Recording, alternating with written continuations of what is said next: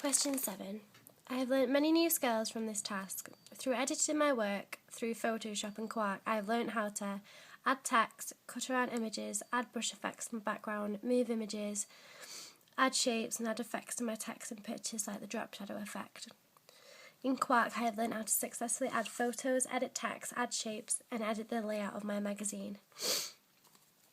As you can see from a preliminary task, I didn't have a lot of knowledge of how to use Photoshop or Quark, and I didn't know a lot about the conventions of a magazine. Compared to my magazine now, the differences show how my skills have developed.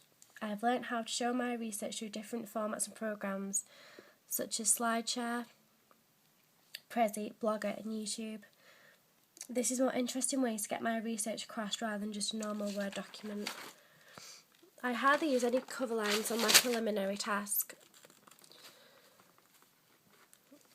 and I didn't have a house style. Compared to my magazine cover now, it's clear that I know what the most important conventions of a magazine are. Designing my magazine was a lot easier for my magazine now than it was for my preliminary task, as I now know what to put on it and how to use the software. I know what my target audience is, so it was a lot simpler to use the right design, images and pictures that would appeal to my target audience for the magazine, whereas my preliminary task I didn't know what my audience would be interested in. My magazine cover now looks a lot more professional and appealing than my preliminary task because I have used all of the conventions in a way that would make my target audience want to buy it and to make it look like a magazine cover. I have a masthead, cover lines, skyline, puff, main image, web address, barcode, issue information, band list and the correct type of layout, and hardly any white space. Where compared to my preliminary task, I have a disproportionate image which is stretched. The layout was wrong as my barcode was halfway up the page. My cover line around my images, well, there was one.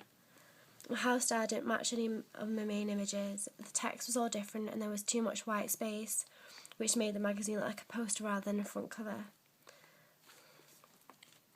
My contents page now, compared to my preliminary task, looks a lot more professional and appealing than my last one because it has 2 columns where I put the article information, text differences to indicate what information about the article was, 2 images that match my magazine, an appealing house style, an editor's note and clear issue information. Whereas my preliminary task didn't have a background. There was different fonts and sizes for my text. The images were stretched, the layout looked scruffy and the editor's note looked like an article rather than what it was.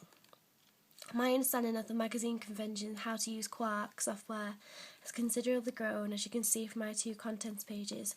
I feel I have a stronger knowledge that would allow me to use Quark and Photoshop more confidently.